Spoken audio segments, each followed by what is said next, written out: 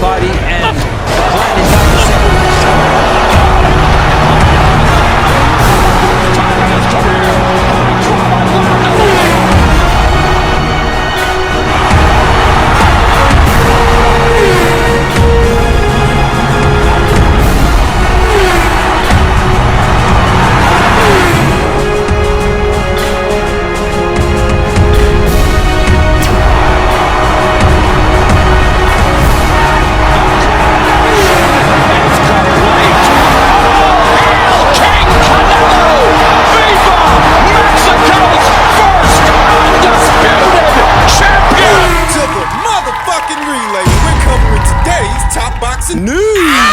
We'll start with this. Unbeaten up-and-comer of La France, Mekhaled posted this via her Instagram account, and it reads, "The team, I had decided to stop boxing, and an opportunity has come. I took it because I have nothing to lose. Boxing, a big name, is always what I wanted. Here we go again.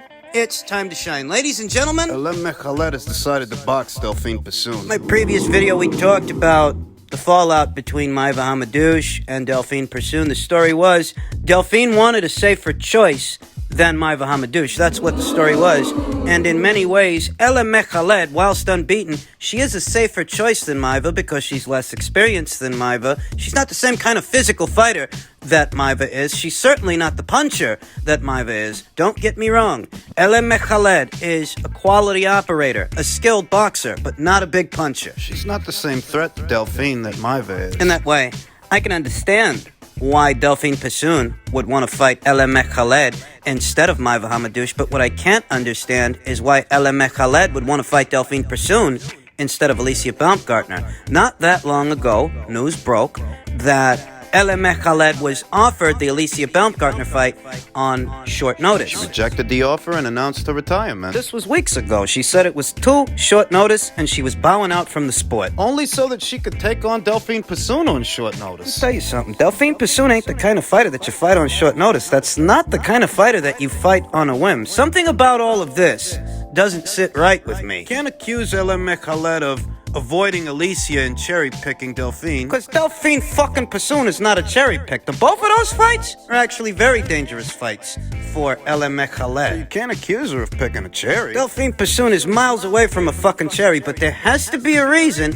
that is willing to fight Delphine Persoon on short notice, but she wasn't willing to fight Alicia Baumgartner on short notice. For a title, I might add. If we're to believe that Mekhaled is now standing in for Maiva Hamadouche on this kind of notice, then that makes it a short notice fight. So why would Mekhaled be willing to take on Delphine Persoon on short notice, but she was the same one that was unwilling to fight Alicia Baumgartner on short notice. Unless the Delphine Persoon fight isn't actually a short notice fight, or it might seem like short notice to guys like me and you, guys that might not be in the know. But what if this is the real reason she didn't fight Alicia Baumgartner? Because the whole time she knew she'd be fighting Delphine Persoon. What if it was never Delphine's intention to fight Maiva? Maiva was none the wiser. What if the whole time it was Delphine's intention to fight someone else? Someone like Mekhaled. And what if Mekhaled was privy to this? Weeks ahead of the official announcement. Well, that would leave so inclined to turn down Alicia Baumgartner's offer because she already booked herself to fight someone else,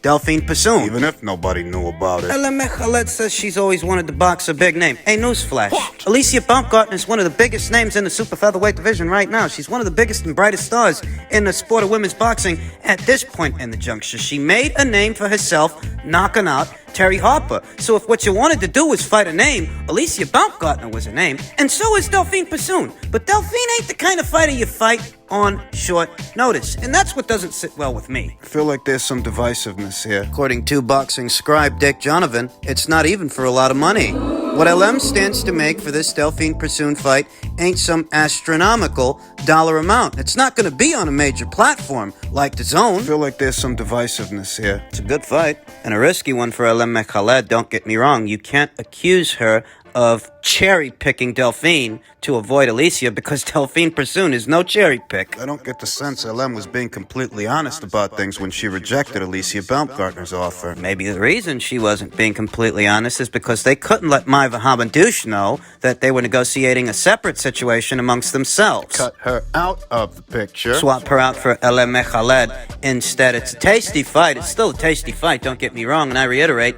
you can't accuse LM Mekhaled of cherry picking. You can perhaps accuse her of being a bit dishonest. I'm just speculating. I'm just bouncing ideas around. I mean, you definitely can't accuse LM of being a cherry picker. Delphine, that's quite another matter, because LM Mechalet is a far cry from what she'd face in her old buddy, Maiva Hamadouche, and she knows that. She knows that firsthand because she's fought her before, and what she wants to do now is fight a less experienced and a lighter puncher than Maiva Hamadouche is. So in that way, you actually can accuse Delphine of picking a cherry. In some ways you can. It's not that LM Mekhaled is a bad boxer. It's that LM Mekhaled is nowhere near as proven. So if the story is that you didn't end up fighting Maiva and you ended up fighting LM, Pretty obvious why you'd want to do that. set to go down next month on the undercard of Floyd Mayweather Jr.'s next exhibition match at the helipad on the Burj Al Arab. Keep your eyes peeled for this in May, and we'll get into a full fight breakdown as the fight date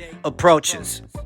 In other news, you might have seen MMA's Ali Abdelaziz tweeting Canelo Alvarez stating, "Canelo is an absolute chicken. He's fighting guys with 5,000 followers on Instagram. These guys will never do anything for his legacy. Now I understand why he doesn't want to lose to someone like Kamaru Usman. This is a chicken style. No risk, no reward." No fucking dice. Here comes yet another MMA guy turning to boxing for a career-high purse, a career-high payday. As if we didn't get enough with Maymac, Floyd Mayweather, and Conor McGregor, as if we aren't getting enough between Tyson Fury and Francis Ngannou, their potential matchup, we now have Kamaru Usman. Canelo asked, who the fuck is this? In reference to Ali Abdelaziz in his tweet, his flagrant call-out. The UFC ain't got no fights with Calamari? It's Kamaru. Chevy Camaro's in his prime. Mount Kilimanjaro be focusing on his own sport? Isn't it a bit premature to start calling out boxers for cash-out fights? Because that's what it would be. It would be a cash-out fight.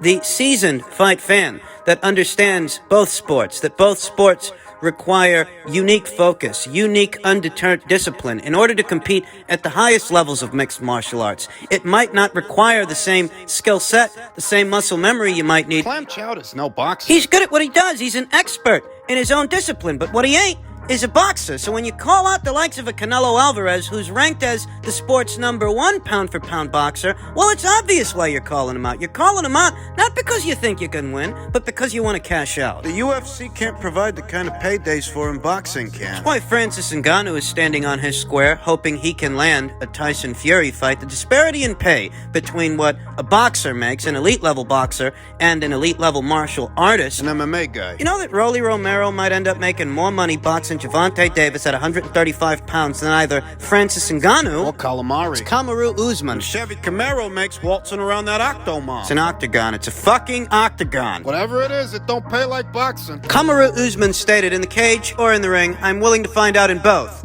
Are you?" To which Canelo Alvarez replied, "You're calling me out, right?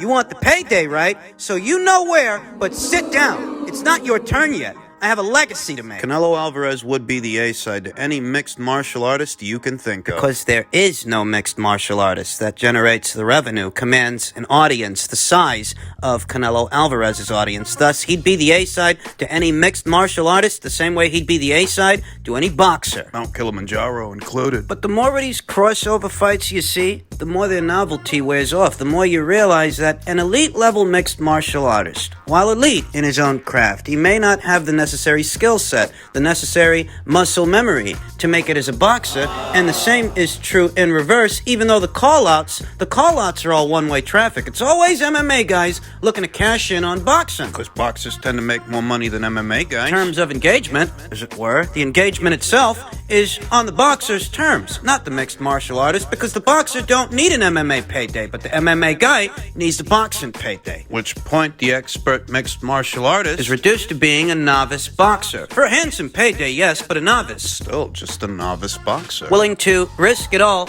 against an expert boxer, an elite-level boxer. He's not fit to share the ring with. That's the way this usually breaks down. That's pretty much the gist of it when it came to Maymac, Conor McGregor versus Floyd Mayweather. How does this fight happen? Look, what the selling point of these crossover fights is supposed to be is to prove which fighter is the better fighter. Emphasis on fighter, not necessarily the better boxer or the better mixed martial artist, but the better fighter overall. That's what these crossover fights are intended to be. The problem is there's no actual way to prove that, short of the boxer training at the same level as that mixed martial artist and vice versa. The mixed martial artist having the necessary time in the sport of boxing to eventually become an elite level boxer, because it doesn't happen overnight in either sport, and that's what makes these crossover fights farce. It's little more than... Do you think Kamaru Usman is calling Canelo Alvarez out for any other reason? Other than the price,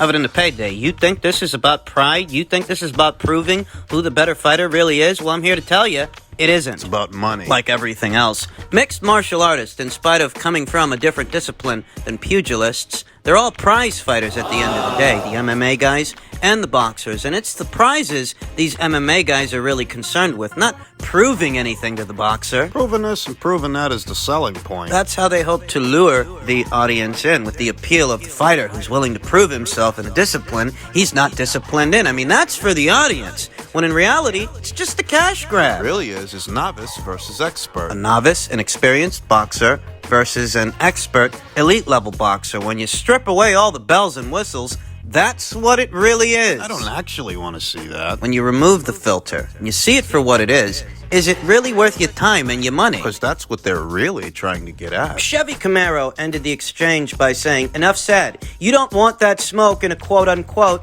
real fight. I hear you. Good luck, champ." Schoolyard tactics. Akin to what you would see from an unruly grade schooler. References to social media and Instagram. Bringing up Instagram followers, calling a guy a chicken. Kamaru Usman referring to his discipline as a quote-unquote real fight, when what he's really after is real money. The kind of money that he's not making in the octagon. The glaring difference between this potential crossover fight and what eventually became Maymac, Conroy McGregor versus Floyd Mayweather, is that Floyd was older then than Canelo Alvarez is now. Floyd's professional boxing career was all but over. He was retired, free to do whatever he wanted to do, whereas Canelo Alvarez is peaking. He is in his prime at this time, and I don't get the sense he's going to interrupt his boxing career. Because that's what he'd have to do. Very recently, Canelo Alvarez broached the subject of potentially a second undisputed campaign at light heavyweight at 175 pounds. He'd have to stop everything he's doing in boxing to pursue this avenue of opportunity with Kamaru Usman. And that way it is different than what we saw in Mayweather versus McGregor. Floyd was already retired. Whereas Canelo's not retired, and he doesn't need to participate in novelty fights to get attention or money. Seems to me that Calamari and Ali Abdelaziz are trying to now lay the foundations for what could be an eventual crossover fight. I mean, I wouldn't rule it out given the dollar amounts that are potentially associated with such a crossover. Though make no mistake, it's Canelo Alvarez. It's the boxer, once again, bringing most of the value to the table. Is yet another MMA guy willing to be a boxer's punching bag for a payday. You have to think about Kamaru Usman's contract situation with the UFC. Is he still under contract with them?